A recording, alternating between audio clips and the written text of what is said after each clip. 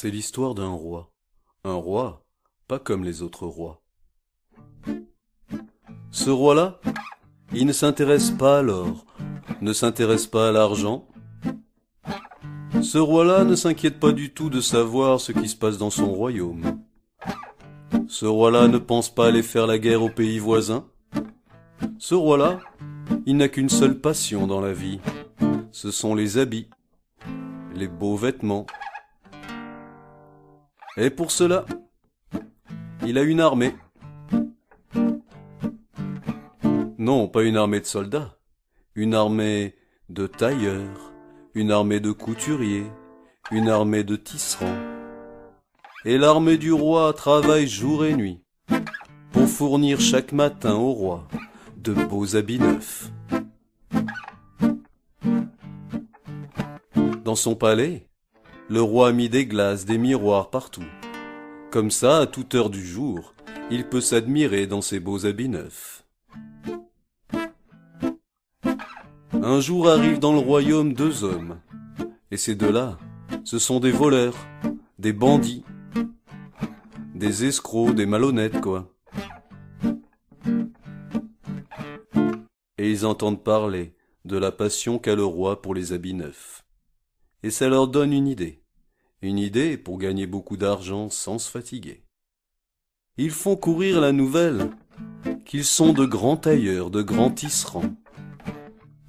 Et qu'en plus, les habits qu'ils confectionnent sont des habits magiques, des habits que seuls les gens intelligents peuvent voir. Les imbéciles, les crétins, eux, ne peuvent pas voir ces habits. Ils font courir cette nouvelle dans tout le royaume. Et forcément, un jour la nouvelle arrive aux oreilles du roi. Le roi fait venir les faux tisserands et leur demande ce qu'il leur faut pour confectionner ces habits merveilleux, ces habits magiques, ces habits que les imbéciles, les crétins ne pourront pas voir. Les faux tisserands demandent un grand atelier pour travailler, un métier à tisser, et aussi du fil d'or, du fil d'argent, de beaux diamants pour les incruster dans les habits. Ils demandent aussi tout ce qu'il y a de meilleur à manger, et une bourse remplie de pièces d'or pour les encourager dans leur travail. Le roi est tellement émerveillé à l'idée d'avoir ces habits neufs, ces habits magiques, ces habits grâce auxquels il pourra savoir qui est bête, qui est imbécile autour de lui. Le roi accepte toutes les conditions. Les faux tisserands s'installent dans l'atelier. Et ils commencent à actionner le métier à tisser. Non pas qu'ils aient l'intention de tisser quoi que ce soit, non pas qu'il y ait le moindre bout de fil sur ce métier à tisser. Mais par contre, de l'extérieur de la pièce, on entend le bruit du métier à tisser qui fonctionne. Et comme ça, les gens qui passent peuvent se dire « Oh, ils sont en train de fabriquer les habits neufs, les habits magiques pour notre roi. »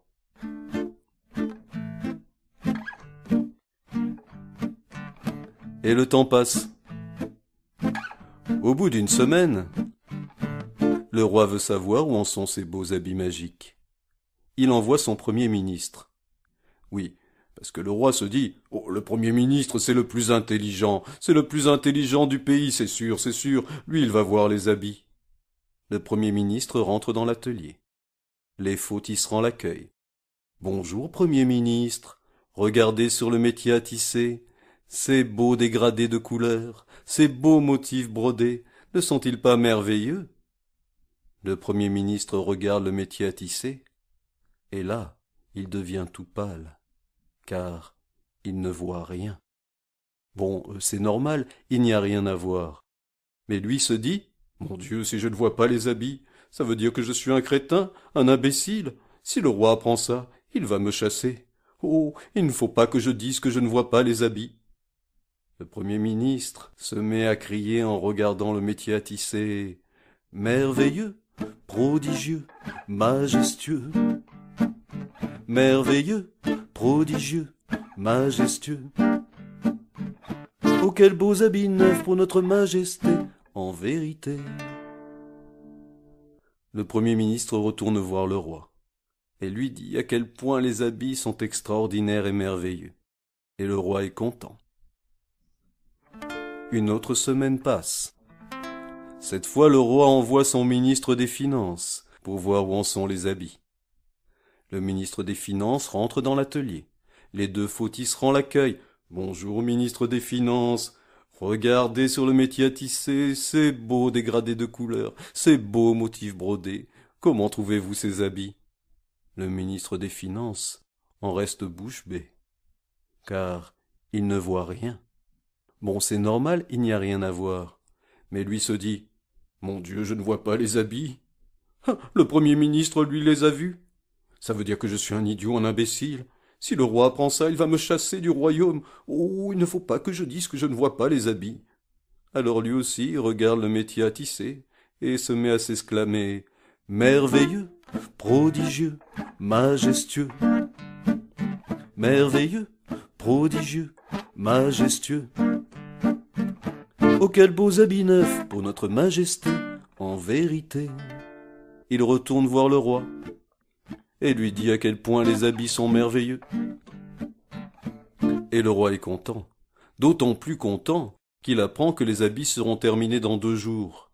Et dans 2 jours, c'est le grand défilé que fait le roi chaque année dans toute la ville au milieu de son peuple.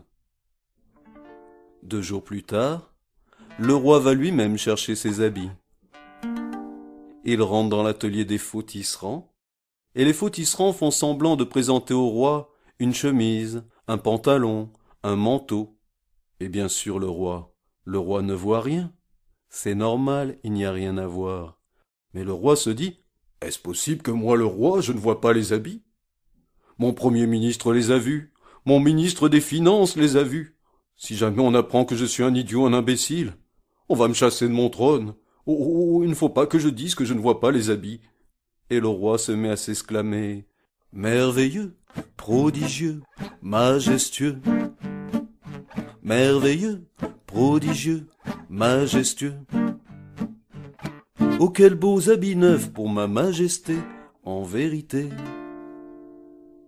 Et là, le roi est bien embêté. Il est obligé de se déshabiller pour enfiler les habits magiques. Il se retrouve tout nu à faire semblant d'enfiler un pantalon qu'il ne voit pas, tout nu à faire semblant d'enfiler une chemise qu'il ne voit pas, à enfiler un manteau qu'il ne voit pas. Les faux tisserands, eux, ils font semblant de boutonner la chemise, d'ajuster le pantalon. Et voilà le roi qui sort de l'atelier des faux tisserands. Et là, il y a toute la cour qui l'attend. Et quand les gens de la cour le voient sortir, chacun se dit « Mon Dieu, le roi, il est tout nu. » Ou alors ça veut dire que je ne vois pas les habits. Ça veut dire que je suis un idiot, un imbécile. Si jamais on apprend ça dans la cour, on va me chasser. Oh, il ne faut pas que je dise que je ne vois pas les habits. Et d'une seule voix, toute la cour du roi se met à s'exclamer « Merveilleux, prodigieux, majestueux. Merveilleux, prodigieux, majestueux. Oh, quels beaux habits neufs pour notre majesté, en vérité. » Le roi est un peu rassuré par cet accueil. Il marche au milieu de la cour. Et il sort du palais. Et là, il y a tout le peuple, tous les gens de son royaume qui sont là pour l'acclamer.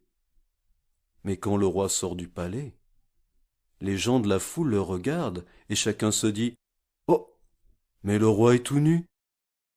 Mais très vite, chacun se dit aussi « Ou alors, ça veut dire que je suis un imbécile, que je ne vois pas les habits. Oh, si jamais ma famille sait ça, si mes voisins apprennent ça, tout le monde va se moquer de moi. Oh, il ne faut pas que je dise que je ne vois pas les habits. » Et toute la foule se met à acclamer le roi, merveilleux, prodigieux, majestueux. Merveilleux, prodigieux, majestueux.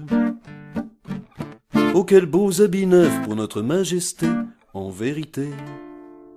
Le roi est content. Il défile au milieu de tout son peuple. Quand il arrive à un endroit où il y a un petit garçon qui doit avoir 5 ou 6 ans, le petit garçon le regarde. « Oh, ça alors, bah le roi il est tout nu. » Il y a sa maman derrière. « Mais tu as raison, mon fils, le roi est tout nu. » Les gens à côté. Mais c'est vrai ce qu'il dit ce petit. Le roi est tout nu. Mais oui, il est tout nu. Et bientôt dans toute la foule on entend le roi est tout nu, le roi est tout nu. Les gens de la cour, ils entendent ça. Mais c'est vrai, le roi est tout nu. Mais moi je ne vois pas les habits. Mais moi non plus je les vois pas. Mais alors ça veut dire qu'il n'y a pas d'habits. Le roi est tout nu. Oh ça alors, le roi est tout nu. Et bientôt, toute la cour, toute la foule se met à crier d'une seule voix. Il n'y a pas d'habits, il est tout nu. Le roi est nu. Il n'y a pas d'habits, il est tout nu. Le roi est nu. Il n'y a pas d'habits, il est tout nu. Le roi est nu. Et le roi entend ça. Mais qu'est-ce qu'il peut faire? Il est au milieu de la foule sur la grande route. Le roi fait demi-tour. La tête haute, dignement, il retourne jusqu'à son palais. Et là, le roi va se rhabiller. Quant aux faux tisserands, ils sont déjà bien loin, et ils rient encore du bon tour qu'ils ont joué à Sa Majesté le roi.